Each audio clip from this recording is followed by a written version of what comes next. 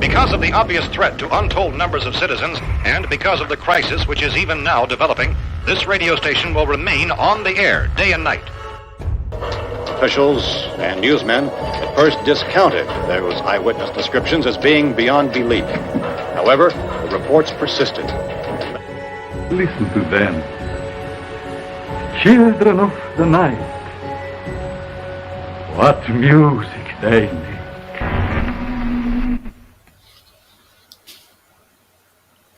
What is up, everybody? Welcome to Boogeyman Radio. I am Dirk Diggler. I'm Charles. I'm hoping you'd catch that reference. He's the Diggliers of Dirkists. What? The Diggliers of Dirk. I don't know. I actually don't know the reference. What is it? Boogie Diggler. Nights. Boogie Nights. That was Mark Wahlberg's porn name. Dirk Diggler. Yes, the Diggler. I should have made one up and You should. I keep telling should you. have done this show. You do like some nicknames and stuff. Just change your name every show. What's my my on-screen name? You want just like one singular on-screen name? That's a great question. We're gonna have to figure one. I keep saying we're gonna have to figure one out for you. We're gonna have to figure one out. I think an on-screen name is kind of must at this point. All right, so everybody that's watching on YouTube and Facebook and Twitch, you guys don't know it. You guys can't see it, but I have a live stream going on right over here. Not Charles, but like over here for TikTok. So TikTok's watching me do this live. Yes. And, so if you follow me on TikTok, you can see it there too. You can see two angles, whatever. And Can TikTok hear me and all that stuff too? Yeah, I got you going through the speakers. Let me know if you guys can hear him. Yeah, you guys can hear Charles, right? Sweet. We'll wait for their response. There's a little bit of a delay. Probably. Well, I don't know. Well, TikTok's usually pretty good about that. Yeah, and it's straight off my phone, so. Well, dude, I really wish StreamYard would incorporate TikTok. Like, that would be so nice. No shit. Just stream straight to TikTok, just like everything else. Yeah. But I bet they won't. Unless China buys them. What? Wait, unless China. Got it. Let's not get taken down off TikTok or Facebook. Yukon Cornelis for Charles. Kelly, Cornelius, probably. Cornelis? Yukon Cornelis. Charles? Cornelis. Cornelis. You gotta say it with an accent, like. Cornelis. Are you Cornelis? Cornelis. I don't know. Corny less? I don't know. Are you corny less? Can you get any more corny? Probably. Jeez. Yeah, the guy from Rudolph. Yep, they can hear you. The guy from Rudolph. I don't know. That's what Kelly said. She was like, "Yeah, the guy from Rudolph." Ew, yeah, the claymation movie from. Like Christmas. Like he's the mountain climber guy. Oh, yeah, I like him. I think it is Cornelius. You kind of look like him in a way. Got my lumberjack shirt on. Yeah, everything. the beard. The miner. Yeah. I bet I could do his voice too, but I'm not going to give it a shot because it's been a while since I've heard his voice. It's like a deeper tone. Yeah. We should set up something since, like, we have Super Chat on in on YouTube. And maybe we should encourage people to, like, if you guys want Charles to do, like, the entire show, or at least one article in his Valley Girl voice. No. Yes. You no. guys, that Super Chat is in effect. Same with you guys. If you want Charles to do the an article in his Valley Girl voice, which is hilarious. All right. This is blackmail. This is not blackmail. Uh-huh. This is not blackmail at all. Someone's not going to hold this against me later on in the future? No, this is white girl. It's not blackmail. Wow. It's white girl. That's white girl. White male. Sorry. I'm just saying that Super Chat's there. If anybody wants him to do it, you know what to do. How much would it take for you to do that one article? 1 million. I mean, one article. $15. 15? Yeah. All right. $15. There it is. Somebody drops $15 in Super Chat. I don't know what the cost of things nowadays is. I've been out of the game for a long time. I know what a 50 used to get me, but not anymore. Whoa, buddy. I'm kidding. 50 gets you about 3 meals at McDonald's. I mean, what? Get a HJ, a BJ, or a ZJ. Oh my gosh. What's the ZJ? Gotta ask. Can't afford it. These are things for the after dark, not for right now. But sure. Yeah, that's true. YouTube's going to be like, not flag. Hey, speaking of the After Dark, you want to tell everybody what the After Dark is? I don't know what the After Dark is. Come on, you know what the After Dark is. You mean our After Dark? Boogeyman Yes, Radio After Dark? yes. Where they can go subscribe to our Patreon and see extra content of you and me? Absolutely. Okay, that After Dark. Yeah, I know that After Dark quite well. Yeah, so if you guys want to see some extra content after this show, go to patreon.com/Boogeyman Radio and sign up for our Patreon. It's less than a gallon of gas, and it covers you for a full month. And you get a whole extra show, an extra hour, sometimes longer. Yeah. Depends if we're drinking or if we have guests. True. But you get to see the full uncaged Dirk Diggler in all of its glory. All of its glory. Here you're just getting the tip. Just the tip. Just the tip of Dirk Diggler. Yes. Just jump over there, sign up. Great content. You guys get you guys get more personal with us. I mean, we still get personal with you guys here. But and not only does that help us keep the channel alive, but it also funds trips and other possible things in the future for investigations and vlogs. So, we've got one coming up here in July that I'm super pumped for. We're gonna be going to Malvern Manor to visit some folks. I want to say a friend. We know at least one person that's going to be there for sure. True. And it's going to be a great time. That guest list? Yeah, I want to see that guest list. I wonder who all's going. As far as I know, like, wait, when you say guest list, are you just saying the people hosting it or like everyone that's going? Everyone that's going. That would be nice to see. I would like to see if it's like in the 50s or like how many people are going to be there because it's going to be, I think it's going to be a lot of people. Yeah, it's going to be a lot. But that's the good we, thing about the After Dark is helping us out with that. Yeah. You know, we get to put some vlog videos out, and you guys get to reap the benefits. It's going to be great. It's going to be a great time. Can't wait to go back. Plus, I'm going to be probably this next weekend. I think I'm going to go up to McIntyre Villa, the Haunted Soul Society, and go up there and investigate with them. I'm very, very excited for that one. It's been a while since we've been there. It is the 3rd and 4th of June. What is that? What days are those? Saturday, Sunday. Yeah, you know what you should do? Hey. You should, I was going to say vlog it, but you could go live. I think I would rather go live personally because vlogging, I feel like it's not my forte. Yeah. Then you have to edit all the videos. Yeah, which I don't know how to do all that stuff. So yeah, go live. Guys. Like, just go through StreamYard, go live. I could do that on my phone. Yeah, definitely. Even if it's like for 20, 30 minutes. Like sit in with a little session, you know? And then just stream it to, the YouTube channel, the Facebook page, and your Facebook page. And yeah, that'd be awesome. Well, only time will tell. It's going to be a good time. I need to figure out what after the event, because it ends at like 2 a.m. So it's like, can I stay there? Can I not stay there? What's happening? You going to talk to Stephanie? Well, it's more of I was going to talk to Nick because they're putting on the event, so it was more of like are they all staying there to investigate later? And if so, maybe they're going to drink, or maybe they'll drink, which would be a fantastic time. Okay, I want you to know that after the show on photography, Dave posted a picture on his Facebook page of a strange shadow that has been haunting him. I resisted very strongly on the urge to comment on it. Guessing Dave Schrader. I would maybe. Because not you? Because I don't think you posted a picture about the shadow following you? Yeah, no. No shadows haunting me.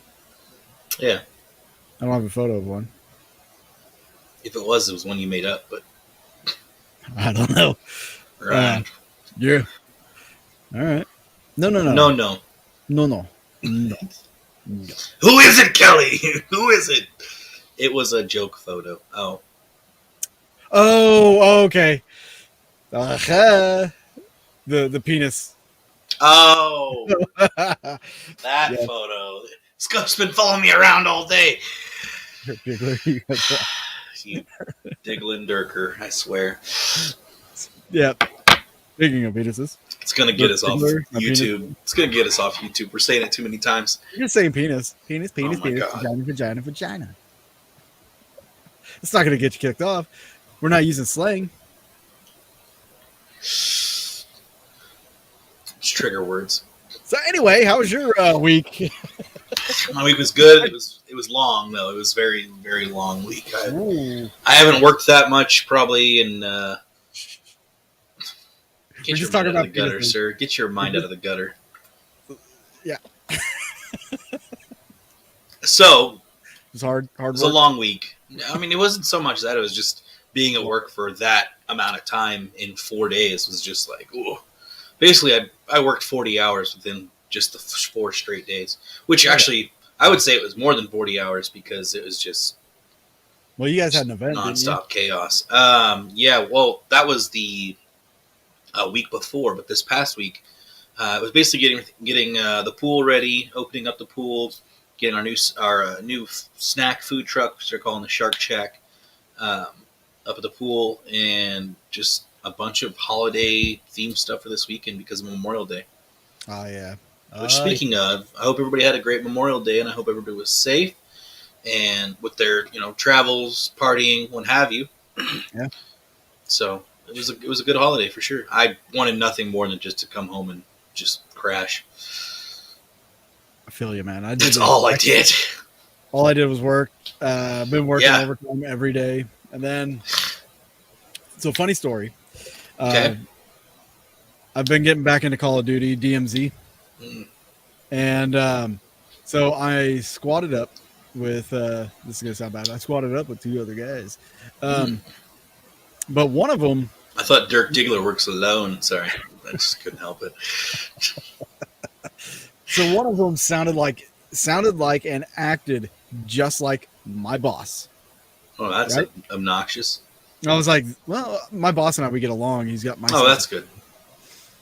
So we're running around being stupid, and yeah. Anyway, so I'm like, I wonder if this is my boss. I'm like, where are you? He said something about Arkansas. I live on the state line of Arkansas, Missouri, and I was like, hey, Where are you from? did you say? I asked him, did you say you were from Arkansas? He's like, yeah, man. Where are you from? I'm like, Missouri. I live right on the state line of, just about the state line of Arkansas, Missouri. He's like, what, in Anderson? I'm like, no. Next town over. And he's like, oh yeah, Shadow Lake, yeah. The dude's from Bentonville, Arkansas. Wow, 20 minutes away. Out of everybody in the world that plays DMZ, bruh. a guy from Bentonville that sounds and acts like my boss. My boss lives in Bentonville. So are you 100% sure it wasn't your boss?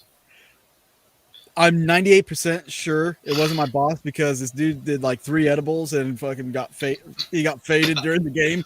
Are you sure? Are you sure it wasn't your boss though? Are you Pretty are sure. you That's sure? why I said 98%. How do you know your boss doesn't do edibles? He's probably lying to me. If it was him, but I don't know. I don't know that it wasn't him. I confronted him about it. I was like, "Hey, you have like a gamer tag of this?" And it's like, "Oh man, I was in Lincoln, Arkansas." Oh, so your boss? Okay, so you've confronted. Okay, Yeah, I asked him about it. that makes a lot more sense. I was like, So, I mean, he could be lying. He could be lying, but could be. how messed up would that be? I mean, it'd be hilarious. You just start sharing all this stuff on Call of Duty, and you go to work the next day. Oh, screw my job, screw this place, screw my boss. He's a Yeah. douche. So you're gonna burn this place down, huh? Oh god, careful! That YouTube will flag us for that. Facebook will. Oh yeah, Put it in Facebook writing. definitely will. Put that in writing, and they'll definitely get you. Oh, I've been there. But no, yeah, the week was good though. I saw that you went fishing. Did took my daughter fishing Nice. Friday. She caught her first fish. Woo! Yep. She's a natural. 3 years old. She finally Man. got her first fish. We went all year without one, just getting her practice and stuff. Yeah. And, this is the second time I've taken her fishing this year. Yeah. second or third, and she finally caught one. I've got to do some fishing this year, man. I'm like Johnson, like you know what I mean? I've got to do some fishing. I can't do any fishing whenever I take her fishing because I have to pay attention to her. Well, yeah.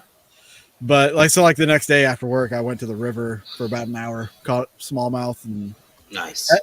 Another funny thing, first time since I've been alive, 40 years here, state park officials come down to the river where I was fishing and asked me for my license. I'm like, that's a thing? Yeah, that's the thing. You gotta have a license to fish in Missouri. I do. I've got a year license. So like I told them that, gave them my information, and they seemed disappointed. They seemed like they pulled up right where I was fishing. Like they knew I was right there. This guy has his license? Oh. I just kind of like expected from South Park. Like, oh yeah, he don't have his license. Guess we can't make any money off of him. Oh. What's up, Cassie? What's up, Cassie? This is how we get our, I don't know, whatever. Yeah, I just get funding. If that's what you gotta worry, if you gotta worry about a fishing license. Yeah, right. That's why I do the year, so I don't have to worry about it for the full year. See, I figured that would be like a game warden kind of thing. That's what it was. You know what I mean? Well, state park officials and game warden. That's fair. Because it is state park. Yeah. But yeah. Which I get it. Like, especially on state parks. That makes sense. You know what it was like? It was like the first time you get carded for alcohol. You're like, oh, I'm old enough.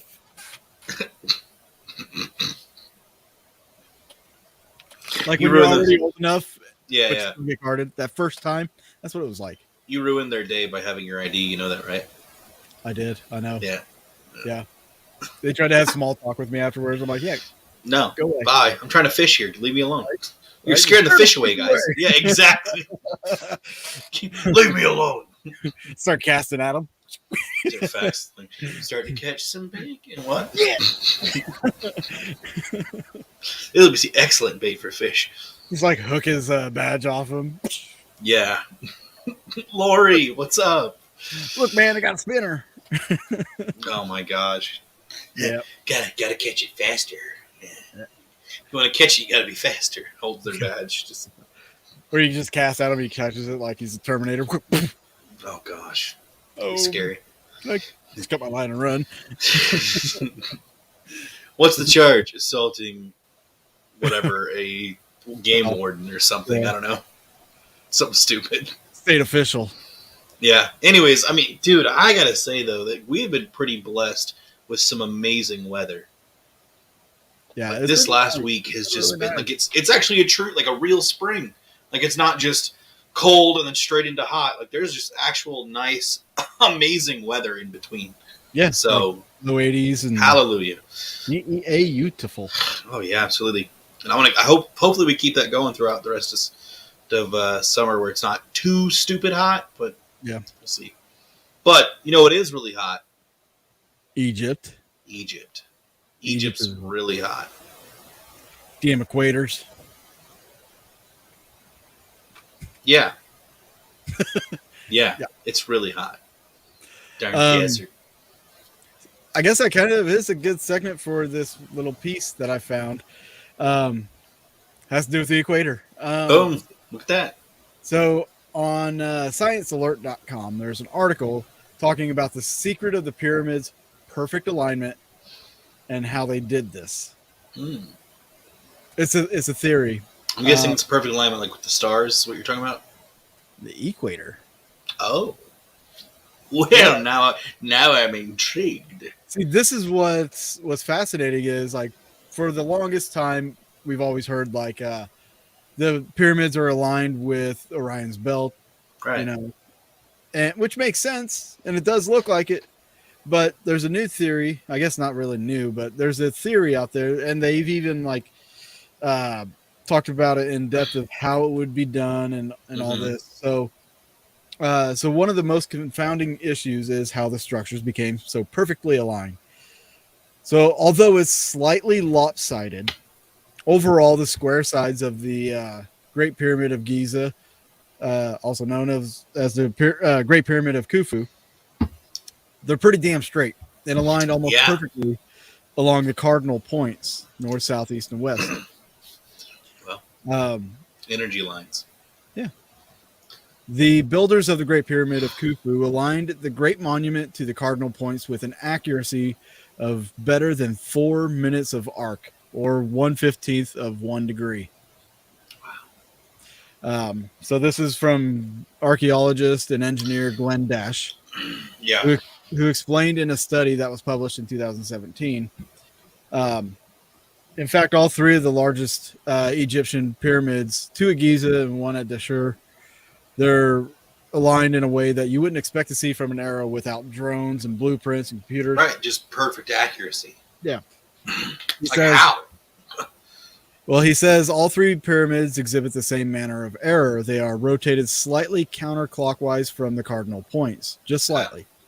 While many hypotheses exist as to how they did this, using the pole star to align the pyramids or the sun's shadow, it's never been fully clear how these worked. Dash came up with another, simpler idea. His study suggested that the Egyptians, roughly 4,500 years ago, could have used the autumnal equinox to achieve perfect alignment.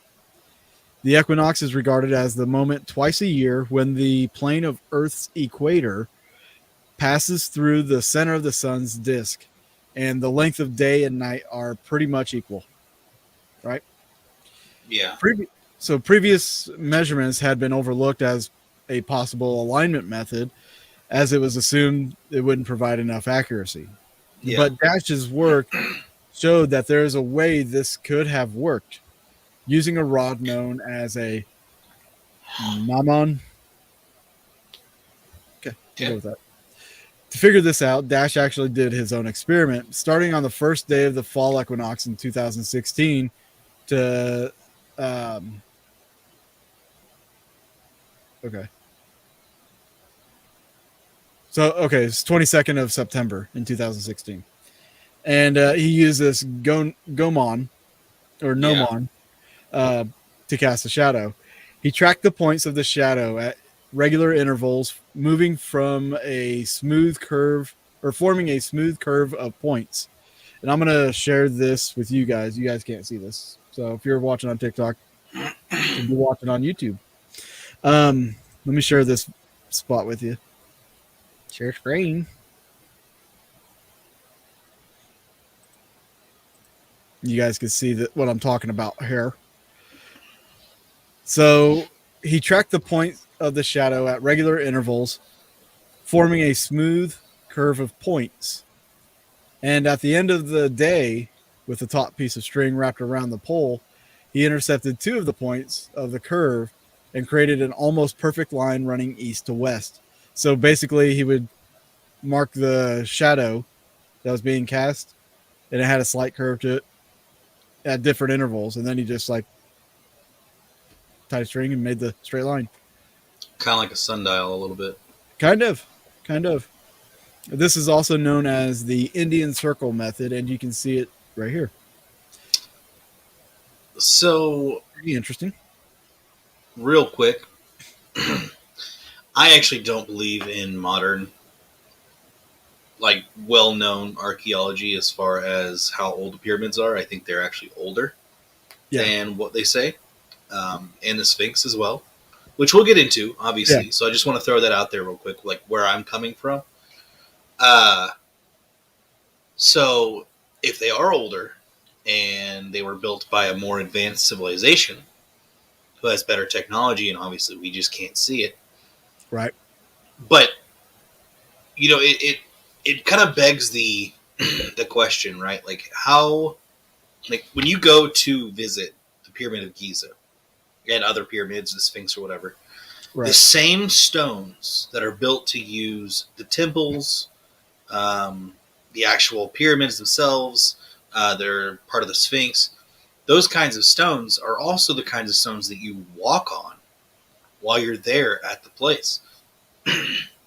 So, as we know, Egypt was very lush and green. Yeah.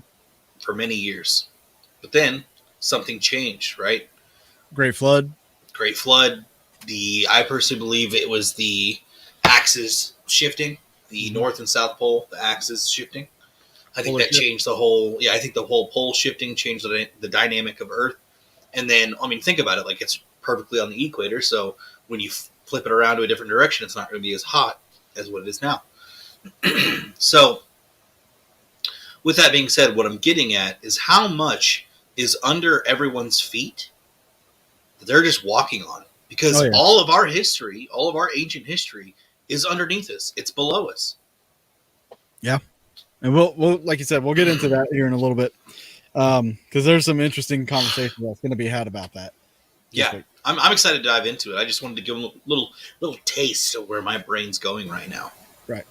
Because I can spit Egypt all day. So let me finish this up. And I'm sorry. I didn't mean to jump the gun. Just wanted to kind of explain like the whole... You got a little premature there. Well, blew it all over everybody. Sometimes it calls for that. Okay. Yeah. Sometimes. All right. So, Dash. Let me go back one sentence here.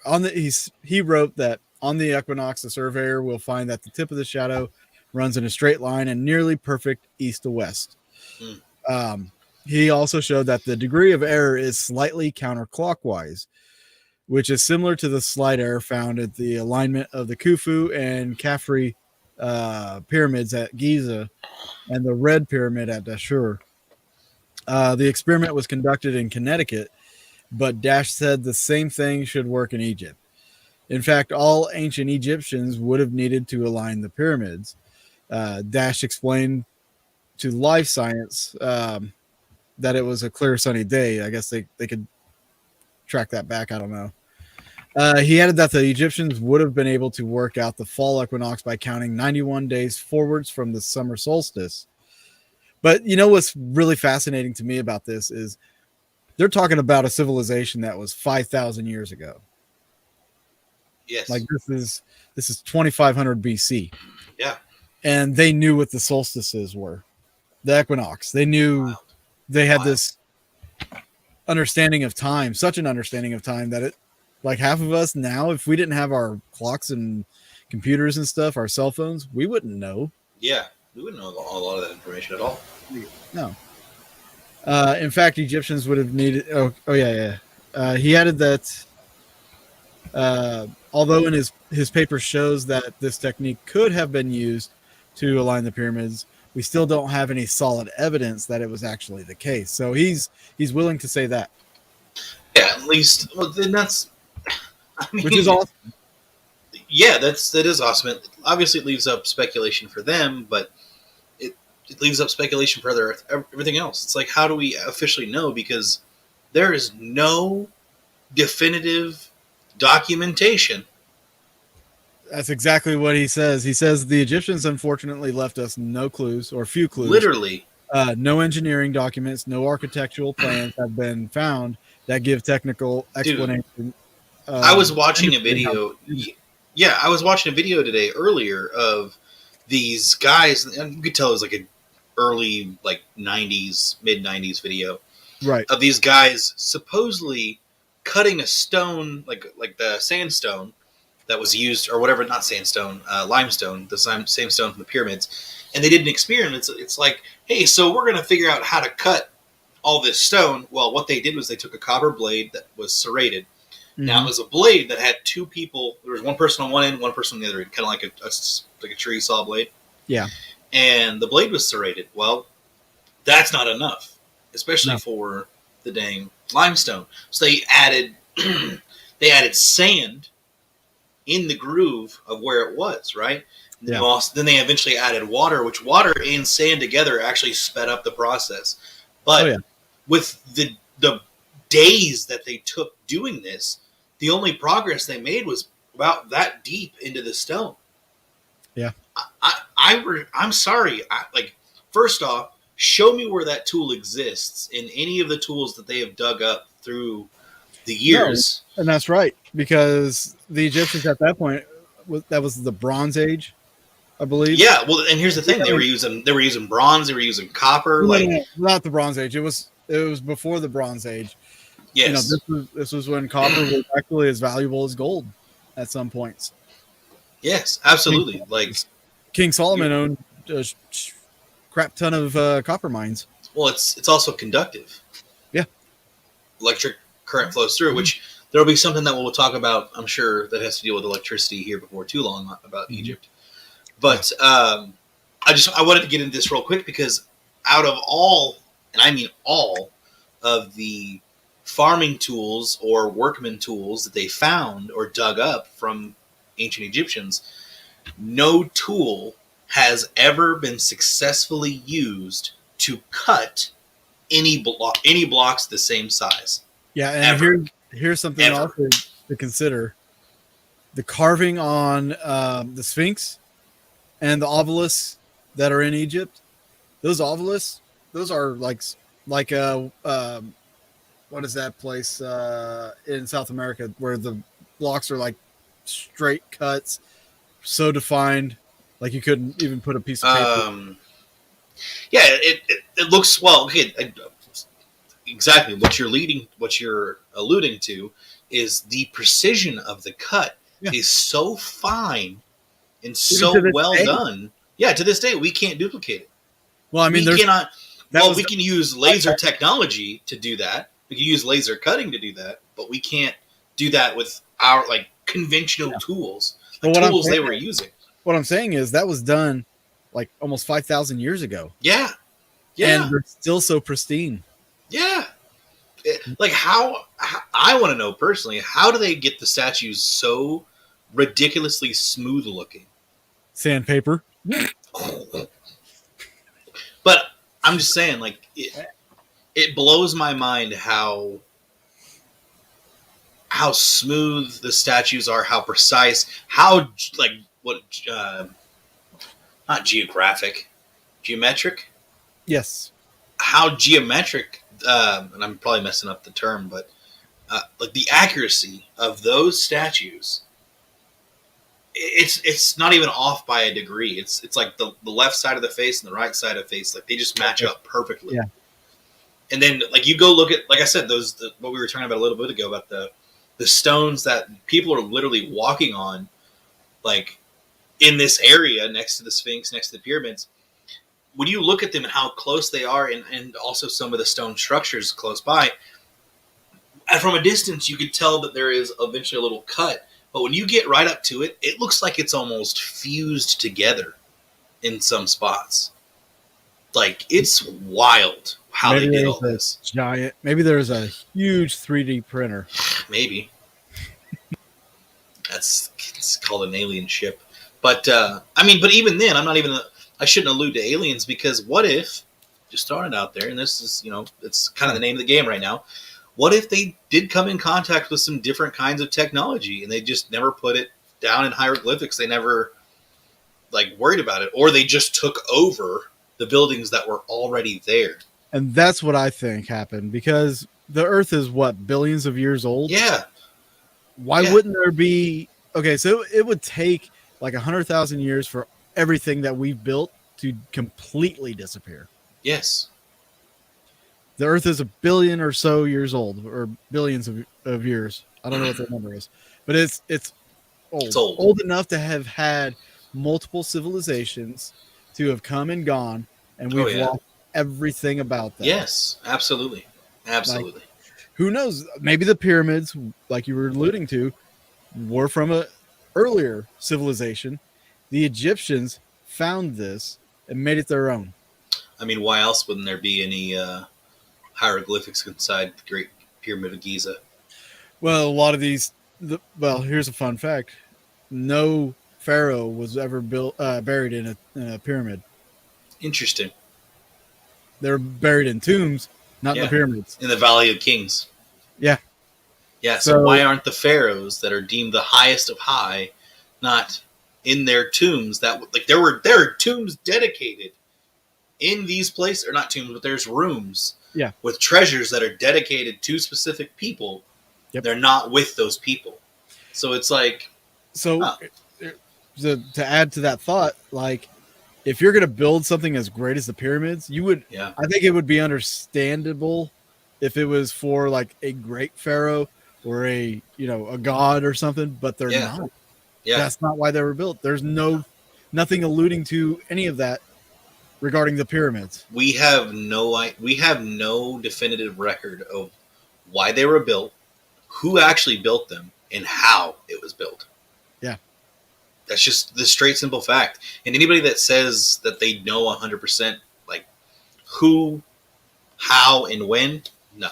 No, it's all hypothesis and theory. It's much like ghost study. Ah. Hey. I know you had something you wanted to bring up, some articles or something. I'm going to let you take that. Well, so a couple different things.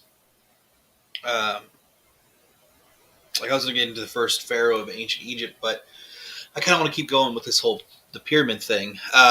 They actually discovered a new, well, not new, it's been a few months at least, a new chamber inside. I was going to say, I watched the news story before we did the show. Yeah, which I was going to read the article about that. So they found a hidden chamber inside the Great Pyramid of Giza. There's no access points. There's no access points to get in this. They did, I think it was like 3D mapping or something.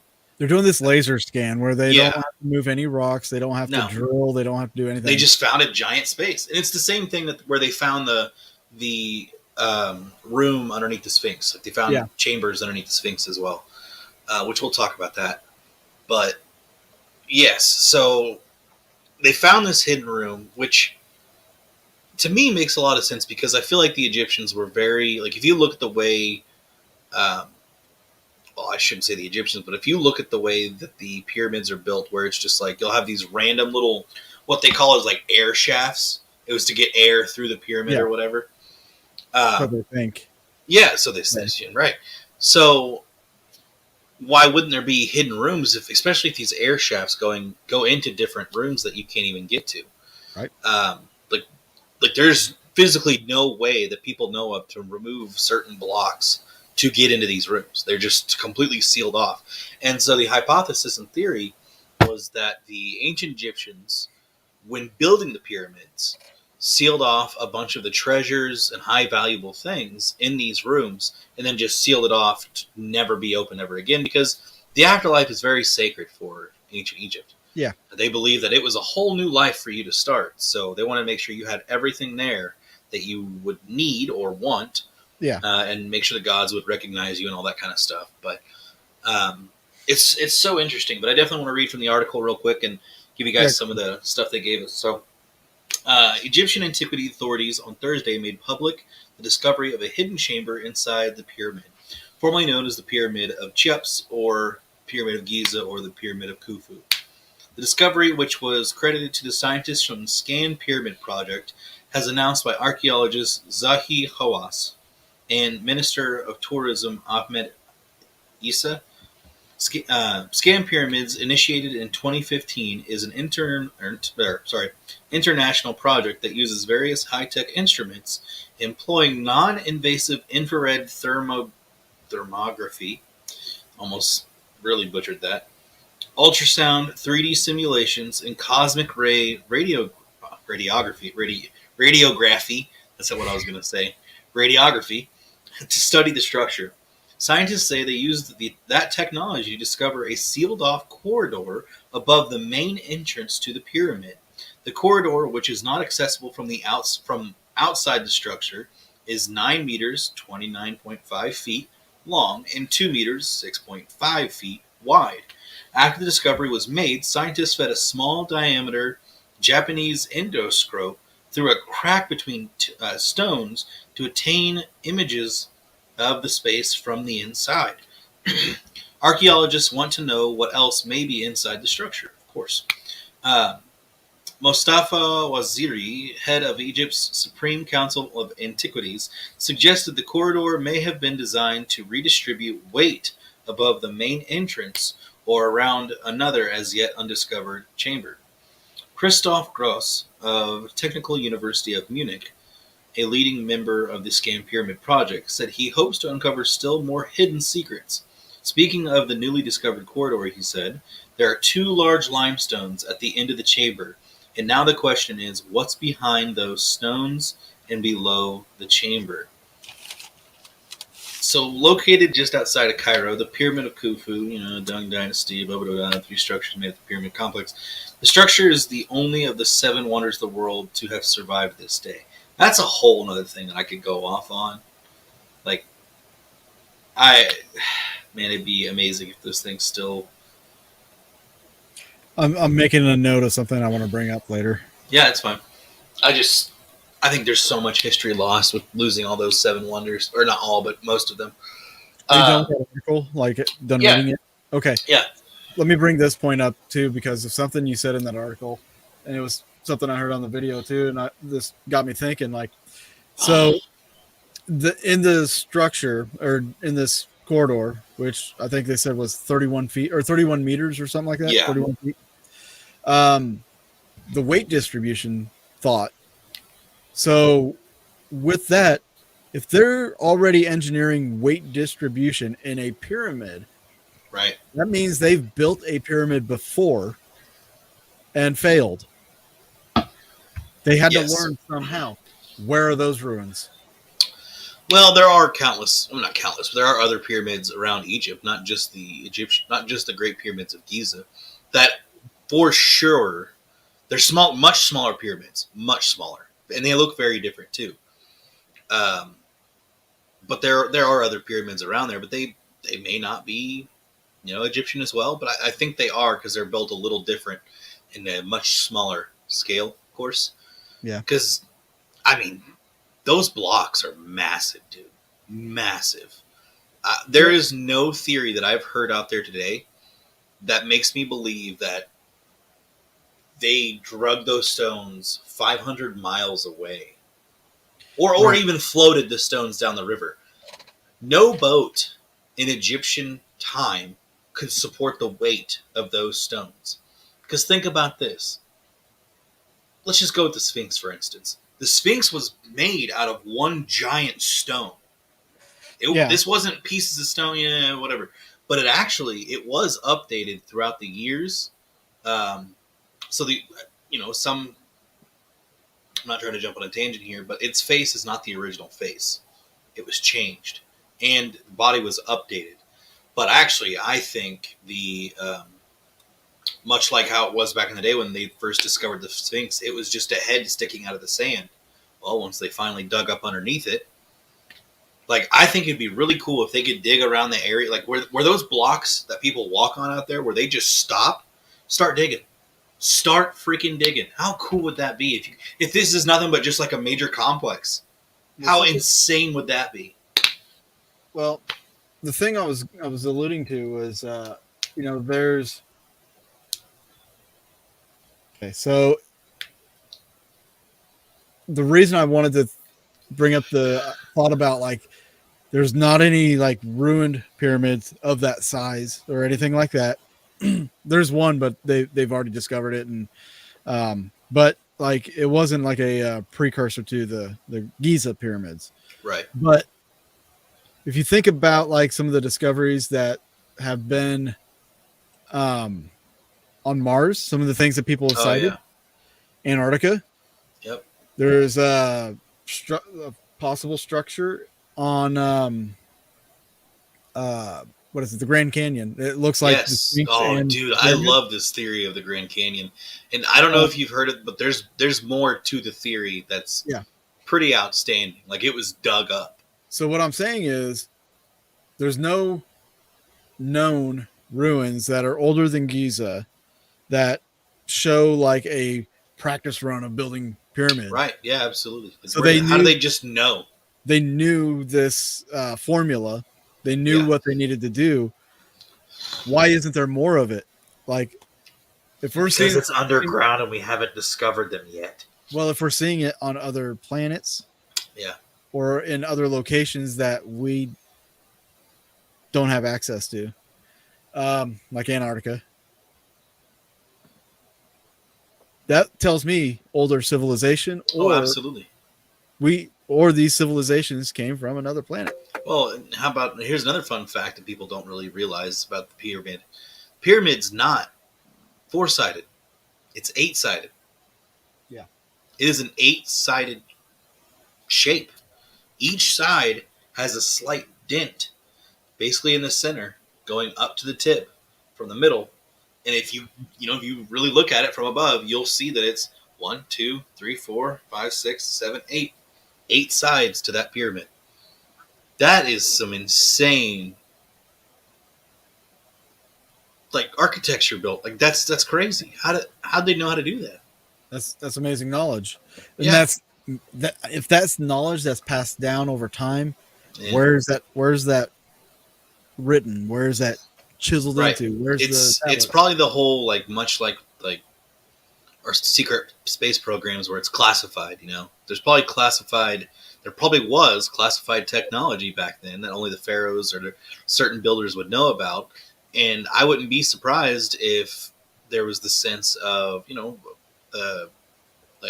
sound frequencies being used to lift these giant blocks into place. So we did a show on sound. We did. And its use, and we talked about like Vimanas, in laboratories where they're using sound frequencies to levitate objects, but they've supposedly not found the sound to levitate heavier items. But they did discover that sound actually has what is it called? Anti-gravity properties. Yeah, absolutely. So there's got to be something to the levitation. And of course, I agree. Everybody wants to talk about the trumpet of Jericho and the walls of Jericho and stuff like that. But let's talk about Stonehenge. Let's talk about the pyramids. These are some amazing buildings with big ass rocks at. Chris, that's what I'm saying. We should start digging, man. Start digging around those structures. You never know what you're going to find underneath. I guarantee you, honestly, I can't guarantee anything really, but I firmly believe that there are more structures and there's more to Egypt underneath all the sands. We're already, we're finding the tombs over the years of all the past pharaohs and whoever not worshipped them, worked for them, basically, people that were going to be used in the afterlife. So it's just like, why wouldn't there be more stuff underground, right? With ground penetrating radar, you can find so much stuff. Look at the Amazon, for instance. Yeah, the LiDAR. I don't know how that would work with sand, but I think this, I can't remember what this is called, the laser blasting that they're doing to the pyramids, where they're able to penetrate through rock. Yeah. When they're done with those pyramids, they need to take that through a lot of the dunes in that surrounding area. Absolutely. And just see if there's anything below ground. They should also do that. They should do that along the coasts of any national, like any major land. Just go along the coast and just start scanning, see if you can find anything. Well, I mean, really there's that structure off of, I think, the coast of Japan. Well, and you also have sunken cities. I mean, Egypt has its own sunken city out there. There's places where the water has risen over the years, and it could have been part of that major flood that we were talking about earlier that completely shaped the Egypt that we know now. Yeah, I mean, it's not, it's not unheard of, but no, it's so fascinating. And I think you kind of have to thank Ancient Aliens for bringing this whole thought of, bringing some of these theories to people's attention. But on the other hand, with Ancient Aliens, I think a lot of it's a little absurd.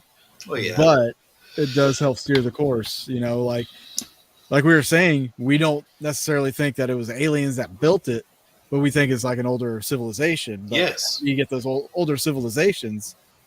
Where did they come from? What did they have? What kind of information did they have? Absolutely. I mean, when you have civilizations that have just disappeared over history, you have whole I didn't even know about this, but later on in later dynasties in Egypt, there was this group of beings they called the Sea People that they would have fights with. They would constantly do battle with. Now Egypt would kick their butts, from here noon until Sunday, but it was just, I don't know. They were just a group of people that they even gave names to the cities and stuff, but they don't know where they were located, where they came from. They were just called the Sea People. Well, so it's like, I just watched the new Expedition Unknown, and he was actually talking about the tribe that was just south of Egypt at the time. They would have fights with the Egyptians, The Um, Punt? Punt? huh? P-U-N-T? Is it the lost city of Punt or little civilization of Punt?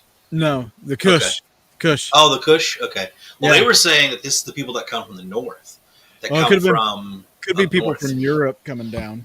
Well, no, they were. I mean, could be. Absolutely could be. Which, if that's so, then Not necessarily that would make a lot of sea sense. people, but like Yeah, but it was Yeah, people who came from the Mediterranean Sea. yeah, It took the sea to get here. Which damn that's mermaid. yeah, exactly. Man. Well, I mean, look at the history of the Vikings. Yeah. You think they're the only ones that went across the sea and pillaged other nations? No, Can you There's imagine no way. Vikings come across the Egyptians? that'd be wild. I wonder if that's ever happened. Pale-faced warriors. I mean, look at some of the accounts of aliens that they're described. They could look like. Yeah, you get one Egyptian text that says something about like a blonde hair, blue eyed being that looks completely different from what they would look like, and people will be like, "Well, either somebody from Europe came down or aliens." Hair as white as snow. Well, this is glorious. They would treat him like a god if it was just one person. And they're like, Yeah, but you'd think the Egyptians would. You'd think they would know what a boat looks like. yeah. They had plenty of boats. But if it's just like a pale faced, blonde hair, blue eyed person just showed up out of nowhere, It'd be pretty wild. they're either going to think this is a god or they're going to think it's a curse. True. It's a very good point. But a couple more things I definitely want to talk about before we get out of here. Which some of this I will talk about in the After Dark. Like some of the other stuff that I want to talk about in the After Dark. Yeah, I've got some stuff for the After Dark as well. Plus, you guys need to join us on the After Dark. Real quick. Exactly. Quick plug. So, what? Right there. Quick plug. Quick plug. Yeah, quick plug. Sending it right there. Exactly. Let me make sure right here. Like, okay, so getting down to just simple basics here of what people really like when you think about the pyramids and the whole civilization, think about how much stone block they would need, not only to build these structures, not to build their homes, their structures, their temples, for the ground they're walking on, the statues they're looking at. They would have had to have some sort of giant stone monopolization or some big, huge workshop or something. There's no evidence of anything like that. They would have had to have like a cutting yard. Yeah. Like a rock Absolutely. quarry. They would have had to have which there's don't get me wrong, there's tons of places where there's just stone laying everywhere of failed cuts. Failed cuts. Well, so that's the thing, right? So what the thing we were talking about earlier where they were using the saw or whatever, well, there's this giant stone in some museum where this cut started to veer off the wrong way, and you would think with how long those guys were taking, days, just to make it that far, you would think that they'd be able to immediately stop once they realized and then correct their path. No, this cut went deep. That tells me... Laser. Yeah. That tells me that this was something that went, oh, shoot, well, my bad, come back and cut it, But, dude, don't even get, like... And that's not even including these perfect plug holes that they make. Mm-hmm. And these... The most particular thing about these plugs and these holes is on the plug itself, you have grooves that are perfect spirals down the plug. When you look at the hole that it comes out of, there's more grooves of that perfect spiral going down the hole. Now let me ask you how did they do that? Let me ask you this, because we only have like 5 minutes left. What do you think that the pyramids are? Or what were they used for? Okay. What's your favorite, like, two things. Theory of them? Ancient Egypt that we know of in modern day time, because we really don't know much before Egypt, because there's no written history of it that we know of, Vatican.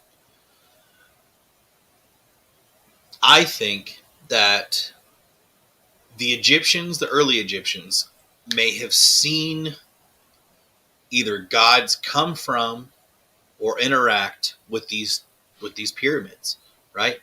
Because these pyramids meant a lot to the ancient Egyptians. They considered these pyramids like a part of God, a part of Ra, basically. Like it was very sacred. These places were very sacred.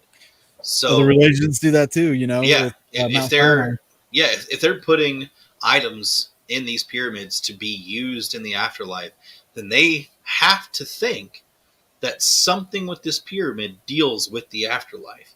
Now, where would they get that idea? Because there's no writing, there's no nothing that makes us think that this tomb has anything to do with the afterlife or that this place has to do anything. So it makes me think they must have seen their gods come from either the sky and walk out of the tomb, like much like think of Stargate. You're very familiar with with Stargate? The whole portal thing, yeah. Yeah. So what if there was a Stargate in these pyramids, right? And the gods would travel through them and come out of the pyramid and address the people. It would easy means of transportation. They didn't really have to show. There are hieroglyphs of some very interesting looking craft that this is real actual hieroglyphs in Egypt. There's interesting looking shapes and crafts, but for one, I think that the ancient Egyptians thought they would be closer to the afterlife with these pyramids. But as far as the real purpose for the pyramids, I think it might have been either a marker for past civilizations, like from the sky. You could see it clearly from the sky. And maybe it was a marker for distant travelers, because if it was as lush and green as they were thinking, or as what they would tell us. I want to show you something that kind of goes along with what you're talking about. You're talking about the gods. They've seen the crafts. They think because there was supposed to be like there's a missing piece on top of the main pyramid. Well, that's been gone for. This was a painting of Osiris, who Osiris is the god of death. Yeah. And so he's green, if I'm not mistaken. Yeah. Look under his elbow. Yeah, it's a saucer. It's great, isn't it? Well, I mean, but just look at Osiris, though. He's green. Yeah. What do we know of that has big eyes in green and has an elongated skull? Gee, I wonder what that is. Yep. I came across this. I used it in our thumbnail, but you didn't see the saucer there in the thumbnail. But yeah, this kind of falls in line with what you're talking about. So here's something crazy. I think that like we're going to really dive deep down a rabbit hole in these last 2 minutes here. Out of all the ancient gods or mythology of other different civilizations, I think they're not necessarily related, but they all could have come from the same either beings or some type of aliens. I definitely think, or interdimensional beings. Yeah, like if you think about it, because look at all the ancient civilizations. There's always multiple gods doing specific things, and they like to the ancient Egyptians, their gods fully existed. Yeah. Like real people, like actually, like worked with the pharaohs. It wasn't just a belief in something. It was like, no, the pharaoh is a direct descendant from this ancient being, and like there's a bloodline and everything. Yeah. Throughout their history. Yeah, they were physical beings, not like how we perceive God and we think about God as faith based. Yes. Whereas if they have physically had a God, yes, they've seen him. He's performed miracles. He's done things like that's just how it is. If they have detailed accounts of these gods and their relationship and timeline, why isn't there detailed accounts of how they build these dang pyramids?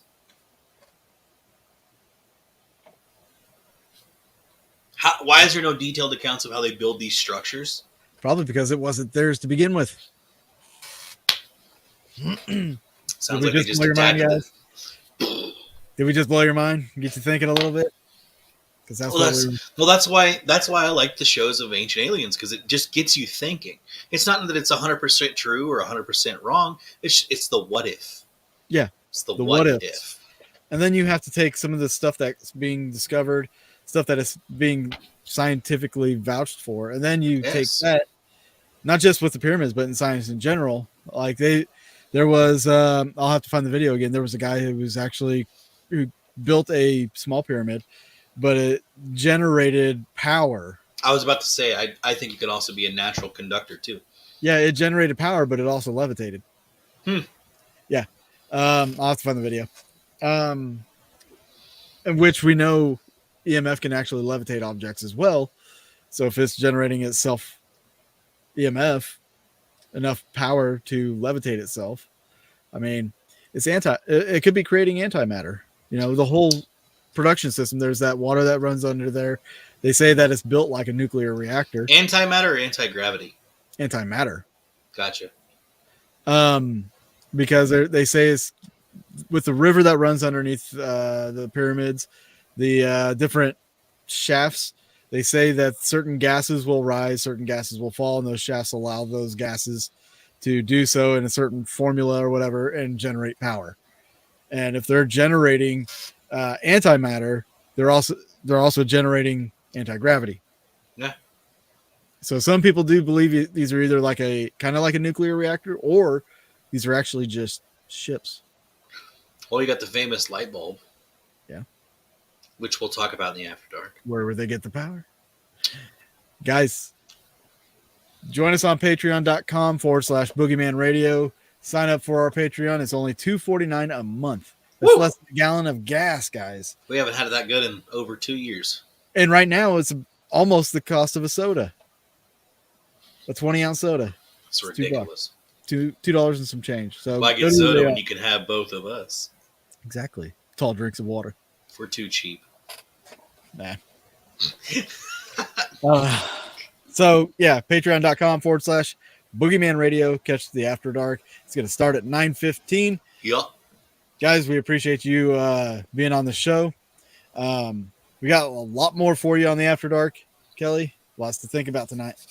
But yeah, join us over there. I've always got opinions and beliefs for ancient Egypt. It's probably one of my favorite Subjects. Yeah, absolutely, man. It's so mysterious. There's so much that we just yeah. It's the eyeliner. I love it. Yeah, it's totally the eyeliner. No, it just blows my mind, you know. Yeah. I love it. Right. Well, we're going to get out of here, guys. If you're not going to join us on buddy. the After Dark, we will see you next week. Same time, same place. Love you. Peace out. Dirk Diggler signing off.